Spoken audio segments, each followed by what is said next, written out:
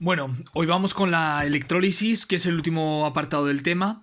Y bueno, imagino que veréis en cursos anteriores que la electrólisis se puede definir como un proceso químico que consiste en romper enlaces químicos para obtener a partir de una determinada sustancia, ¿vale? Por ejemplo, una molécula de agua, una molécula de óxido de aluminio, de cloro de sodio, a partir de un determinado compuesto químico formado por dos o más elementos, ¿vale? Romper los enlaces químicos que hay entre ellos para obtener los elementos que lo constituyen por separado. ¿Vale? Esto se utiliza mucho a nivel industrial para obtener, por ejemplo, metales como el aluminio, el magnesio, el sodio, ¿vale? O gases como el cloro, el oxígeno, el hidrógeno, aplicando electricidad. Por ejemplo, si a la molécula de agua, ¿vale? H2O, yo le aplico corriente eléctrica, lo que hago es romper los enlaces químicos que hay entre el oxígeno y el hidrógeno, obteniendo por separados los elementos, en este caso en su estado elemental, que serían gases: hidrógeno gas y oxígeno gas. Esto, por ejemplo, se está investigando mucho actualmente, ¿vale? Para la obtención de hidrógeno y utilizarlo este gas como posible fuente de energía o como combustible en coches de hidrógeno, autobuses, etcétera, ¿vale? Esto lo estaréis oyendo actualmente bastante.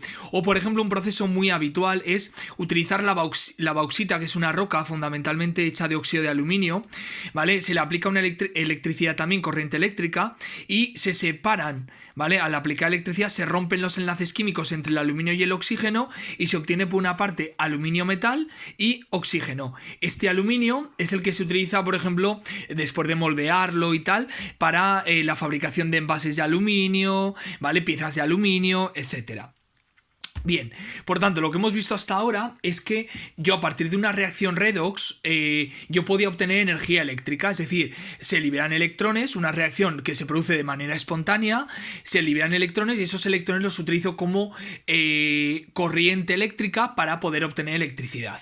Pues bien, la electrólisis se basa en el proceso contrario, el proceso inverso, es decir, utilizamos energía eléctrica, una corriente eléctrica, una batería, ¿vale? Para producir una reacción de oxidación-reducción que no es espontánea, ¿vale?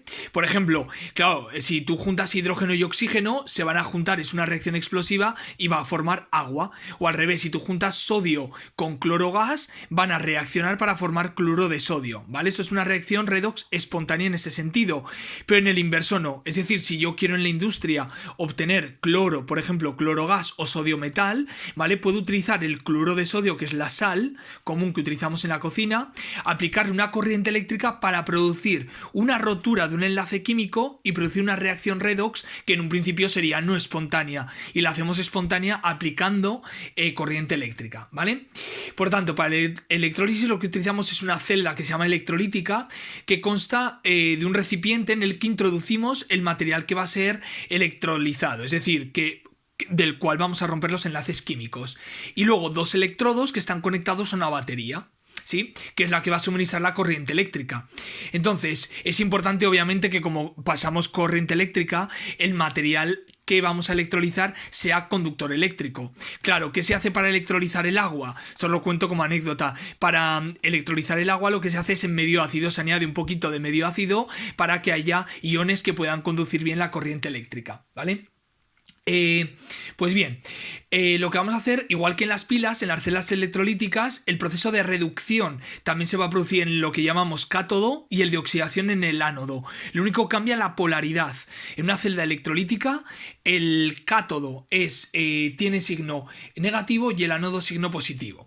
Os voy a poner un ejemplo con la electrólisis, que es la más habitual y la que se suele explicar, que es la electrólisis del cloro de sodio, ¿vale? Esto se puede hacer o bien en disolución para formar se obtendrían iones que conducirían la electricidad, o podemos coger directamente cloro de sodio y fundirlo, es decir, tenerlo en estado fundido. Hace falta elevar la temperatura, creo que el punto de fusión está por encima de los 700-800 grados, por lo tanto calentaríamos el cloro de sodio a una temperatura de unos 800 grados, 850, para que estuviera en estado fundido, ¿vale? En estado fundido sí que conduce la corriente eléctrica porque está formado de iones sodio y iones cloruro. Por lo tanto, al tener iones va a haber conductividad iónica, por lo tanto van a poder conducir la electricidad.